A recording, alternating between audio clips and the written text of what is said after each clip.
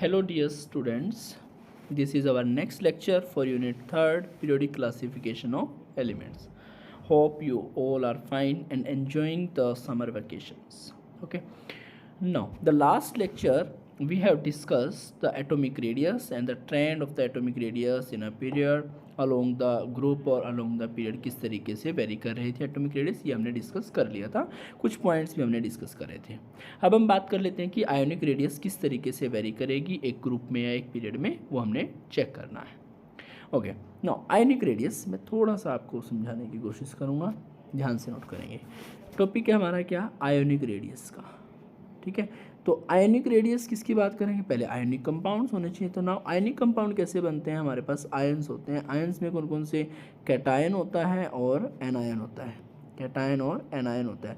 Cation मतलब positive charge, anion मतलब negative charge रहेगा। कैटायन पॉजिटिव चार्ज मतलब आएगा लॉस ऑफ इलेक्ट्रॉन, इलेक्ट्रॉन क्या होगा यहाँ पे, लॉस होगा, लॉस ऑफ इलेक्ट्रॉन।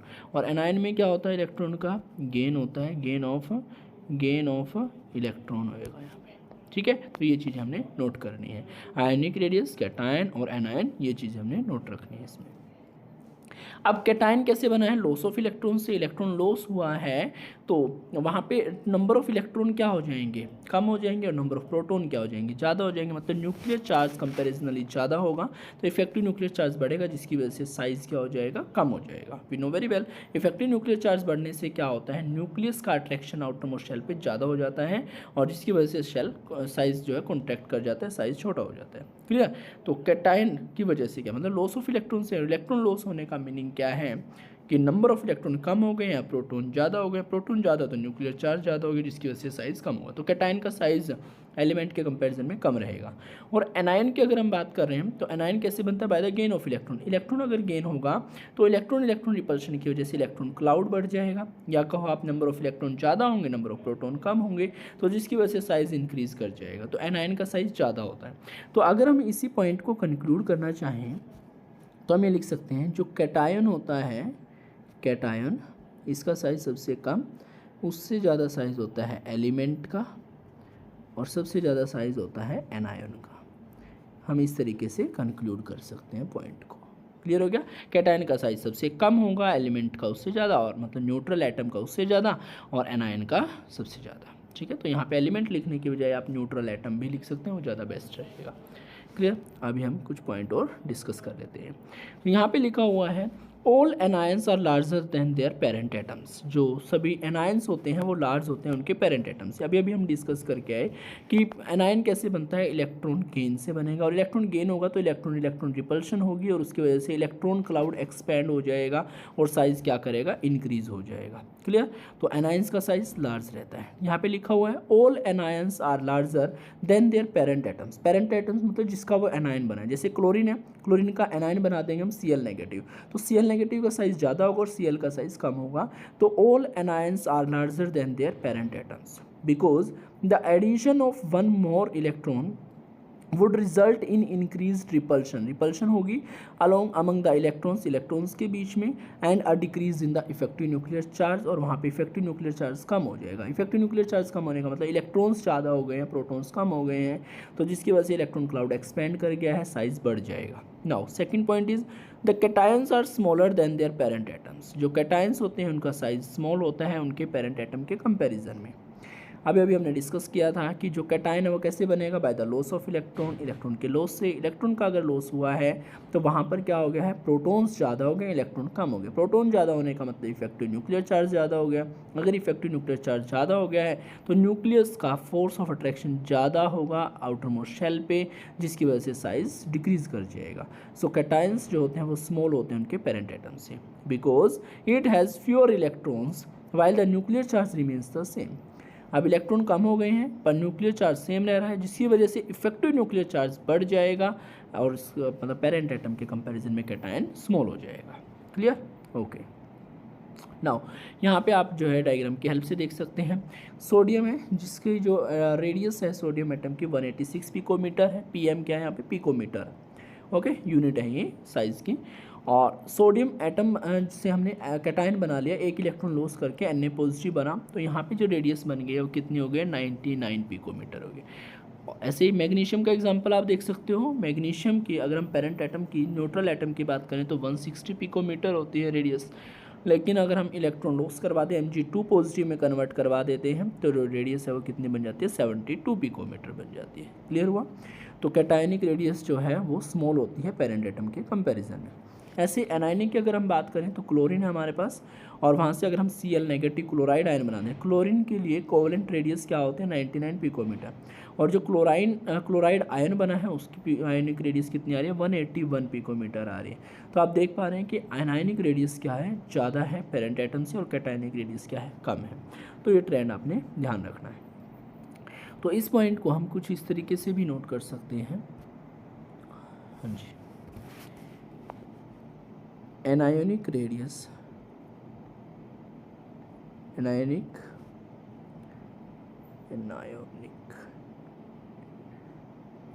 रेडियस है ज़्यादा है पेरेंट एटम से, पेरेंट एटम, और कैटायोनिक रेडियस कम है पेरेंट एटम से। ठीक है जी, ये चीज़ आप नोट कर सकते हैं। Okay, now sorry, next topic is the isoelectronic species. देखो आइसो इलेक्ट्रॉनिक स्पीसीज बिल्कुल नाम से ही क्लियर है, ये टॉपिक ध्यान से समझेंगे। आइसो इलेक्ट्रॉनिक का क्या मीनिंग है? देखो आइसो जो वर्ड है इसका मीनिंग होता है सिमिलर, और सेम आप बोल सकते हैं सिमिलर। इलेक्ट्रॉनिक का मतलब इलेक्ट्रॉन से है, स्पीसीज तो ऐसे स्पीसीज जिनमें नंबर ऑफ इलेक्ट्रॉन्स सेम होंगे, नंबर ऑफ इलेक्ट्रॉन्स क्या होंगे सेम होंगे, पर वो जो स्पीसीज होंगी वो डिफरेंट एलिमेंट्स की होंगे। अगर वो एलिमेंट्स अलग अलग हैं तो उनका एटॉमिक नंबर अलग अलग होगा, और एटॉमिक नंबर अगर अलग अलग है तो न्यूक्लियर चार्ज भी क्या होगा अलग अलग होगा। ठीक है। सो आइसो इलेक्ट्रॉनिक स्पीसीज क्या होती हैं? Isoelectronic species are the chemical species atoms, और आप इनको आयंस बोल सकते हैं व्हाटएवर। ठीक है। सो ये क्या होती है केमिकल स्पीसीज होती हैं ऑफ द या atoms of the different elements आप बोल सकते हो, having same number of electron but different nuclear charge. Nuclear charge क्या होगा अलग अलग। ये तो सिंपल सी बात है भाई, न्यूक्लियर चार्ज अलग अलग होगा कब? जब उनका एटम ही अलग अलग होंगे, एलिमेंट अलग अलग होंगे। अगर एलिमेंट अलग अलग हैं तो ऑफकोर्स एटॉमिक नंबर अलग अलग है। तो हम सिंपली क्या करें, atoms of different elements having same number of electrons. आपने किस पे पॉइंट आउट करना है? Same number of electrons. तो आइसो इलेक्ट्रॉनिक मतलब सेम नंबर ऑफ इलेक्ट्रॉन्स होंगे और डिफरेंट न्यूक्लियर चार्ज होगा, उनको हम बोलते हैं आइसो इलेक्ट्रॉनिक स्पीसीज। एग्जाम्पल के लिए जैसे यहाँ पे देखो दे रखा है F negative, Na positive and Mg2 positive. F negative fluorine, fluorine जो होता है एटॉमिक नंबर 9 होता है। अब F नेगेटिव लिखने का मतलब एक इलेक्ट्रॉन ऐड हो गया है, तो 9 से कितने हो गए नंबर ऑफ इलेक्ट्रॉन? अब इसमें 10 हो गए हैं। Na पॉजिटिव, सोडियम का एटॉमिक नंबर 11 होता है। अब Na पॉजिटिव का मतलब एक इलेक्ट्रॉन लॉस हो गया, तो कितने हो गए इलेक्ट्रॉन? यहाँ पे भी 10 हो गए। Mg2 पॉजिटिव, 2 पॉजिटिव, तो यहाँ पे Mg मैग्नीशियम जो होता है एटॉमिक नंबर 12 होता है, और Mg2 पॉजिटिव का मतलब 2 इलेक्ट्रॉन लॉस हो गए, तो यहाँ पे भी नंबर ऑफ इलेक्ट्रॉन कितने होंगे 10। तो इन सभी में F negative, Na positive, Mg2 positive सभी में जो नंबर ऑफ इलेक्ट्रॉन है वो कितने हैं 10 है। सो दीज आर, देखो अलग अलग एटम्स के एलिमेंट हैं, अलग अलग एलिमेंट के एटम है। F negative, Na positive, Mg2 positive, अलग अलग स्पीसीज हैं, तो इनका एटॉमिक नंबर अलग अलग है सभी का, तो न्यूक्लियर चार्ज भी अलग अलग है, पर इनके जो नंबर ऑफ इलेक्ट्रॉन्स है वो सभी में सेम है। So these are the isoelectronic species. ये क्या है? आइसो इलेक्ट्रॉनिक स्पीसीज है। अब आइसो इलेक्ट्रॉनिक स्पीसीज जो होती हैं उनका साइज़ किस तरीके से वेरी करेगा वो आपने चेक करना है। अब उसके लिए आप देखो, इफेक्टिव न्यूक्लियर चार्ज जितना ज़्यादा होगा साइज़ उतना ही कम रहेगा। अब इफेक्टिव न्यूक्लियर चार्ज किस पे डिपेंड करता है? नंबर ऑफ प्रोटॉन्स पे। अगर नंबर ऑफ इलेक्ट्रॉन कम है और नंबर ऑफ प्रोटॉन्स ज़्यादा है तो अब क्या हो जाएगा? वहाँ पे इफेक्टिव न्यूक्लियर चार्ज ज़्यादा होगा, जिसकी वजह से साइज़ क्या हो जाएगा? कम हो जाएगा। साइज़ क्या हो जाएगा? कम हो जाएगा। क्लियर है। और अगर वहाँ पे नंबर ऑफ इलेक्ट्रॉन ज़्यादा हुए और नंबर ऑफ प्रोटॉन कम हुए तो वहाँ पर साइज़ क्या हो जाएगा? ज़्यादा हो जाएगा। सिर्फ ये बातें नोट करनी आपने। एग्जाम्पल के लिए नीचे देखो, size of iso electronic species decrease with increase in the nuclear charge. सीधा लिखा हुआ है कि जो आइसो इलेक्ट्रॉनिक स्पीसीज होते हैं इनका साइज डिक्रीज करता है अगर न्यूक्लियर चार्ज इंक्रीज करेगा। तो यहाँ पे एक एग्जांपल लिया, O2 negative, F negative, neon, Na positive, Mg2 positive, Al3 positive, ये सभी एग्जाम्पल है। तो अब O2 नेगेटिव वैसे भी एनायन है, तो एनायन का साइज़ वैसे भी ज़्यादा होता है, कैटायन का साइज़ कम होता है, तो कैटायंस का साइज़ कम दे रखा है और एनायन का साइज़ ज़्यादा। क्लियर। उसके बाद देखो जो ऑक्सीजन है इसका एटॉमिक नंबर 8 होता है तो नंबर ऑफ प्रोटॉन 8 होंगे। फ्लोरीन है इसका एटॉमिक नंबर 9 होता है तो नंबर ऑफ प्रोटॉन्स 9 होंगे। नियॉन एटॉमिक नंबर 10 है, प्रोटॉन 10 होंगे। सोडियम एटॉमिक नंबर 11 है तो नंबर ऑफ प्रोटॉन 11 होंगे। मैग्नीशियम एटॉमिक नंबर 12 है तो नंबर ऑफ प्रोटॉन्स जो है 12 होंगे। Aluminium number of atomic number 13 है तो नंबर ऑफ प्रोटॉन्स 13 होंगे। पर इलेक्ट्रॉन इन सभी में कितने हैं आप चेक करेंगे तो 10 है। कितने हैं 10 हैं। तो इलेक्ट्रॉन तो सभी में 10 है, सेम है, सिमिलर है, आइसो इलेक्ट्रॉनिक स्पीसीज है, पर नंबर ऑफ प्रोटॉन्स जो हैं वो बढ़ते जा रहे हैं O2 नेगेटिव से लेकर के एल्यूमिनियम 3 पॉजिटिव में। नंबर ऑफ प्रोटॉन बढ़ने का मतलब क्या, इफेक्टिव न्यूक्लियर चार्ज इंक्रीज करता जा रहा है। अगर इफेक्टिव न्यूक्लियर चार्ज इंक्रीज करेगा तो साइज डिक्रीज करेगा। तो सबसे कम साइज किसका होगा, एल्यूमिनियम 3 पॉजिटिव का यहाँ पे हो जाएगा। और सबसे ज़्यादा जो साइज होगा वो किसका हो जाएगा, O2 नेगेटिव का होगा। तो ये ऑर्डर आप इसमें देख सकते हैं। ओके, इसी पॉइंट को मैं आपको लिख करके समझा देता हूँ ताकि आपको जो है अंडरस्टैंडिंग और ज़्यादा क्लियर हो जाए इस पॉइंट को लेकर के। ध्यान से समझेंगे।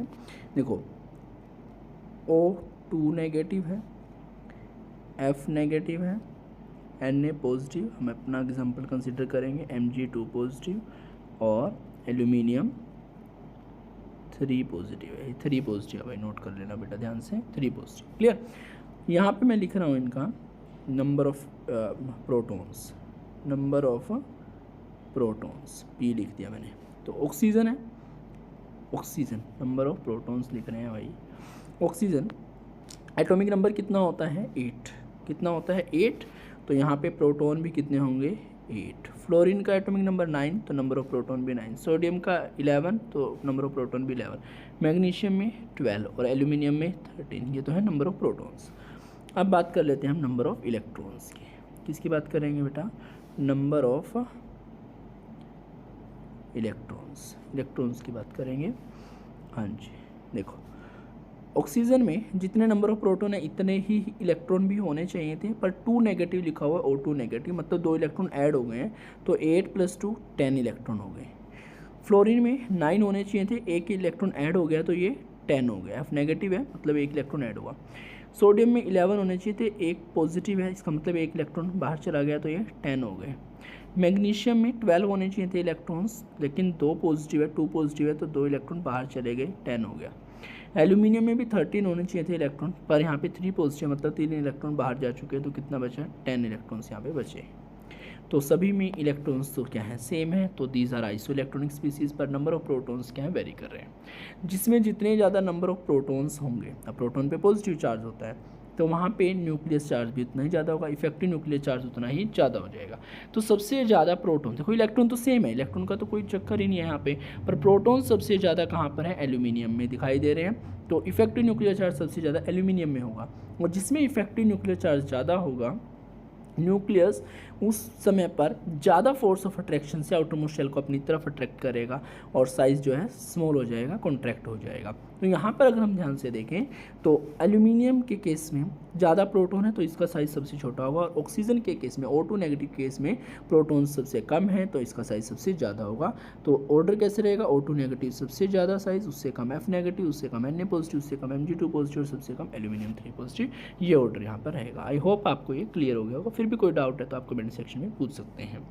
क्लियर। इसी के साथ आपको एक बात और बता देता हूँ अब मैं, कि अगर आइसो इलेक्ट्रॉनिक स्पीसीज हैं और उसमें अगर कैटायन है, क्या है, कैटायन, क्या है, कैटायन। अब कैटायन पे जितना ज़्यादा क्या होगा भाई, चार्ज होगा, कैटायन पे जितना ज़्यादा चार्ज आपको दिखाई दे रहा होगा उतना ही ज़्यादा क्या हो जाएगा, उसका साइज स्मॉल हो जाएगा। तो कैटायन, कैटायनिक रेडियस में लिख देता हूँ यहाँ पे, कैटायनिक रेडियस, ठीक है। कैटायनिक रेडियस क्या है, inversely proportional to the charge, charge के इन्वर्सली प्रोपोर्शनल कर दो, मतलब जितना ज़्यादा चार्ज होगा कैटायनिक रेडियस उतनी ही कम हो जाएगी, कैटायनिक साइज उतना ही क्या हो जाएगा, कम हो जाएगा। और ऐसे ही अगर मैं यहाँ पे लिखूँ anionic, anionic radius,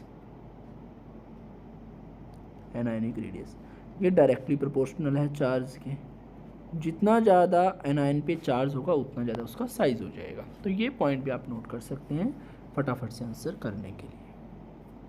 I hope आपको ये क्लियर होगा। ठीक, कोई भी डाउट आए तो आप कमेंट सेक्शन में पूछते रहेंगे।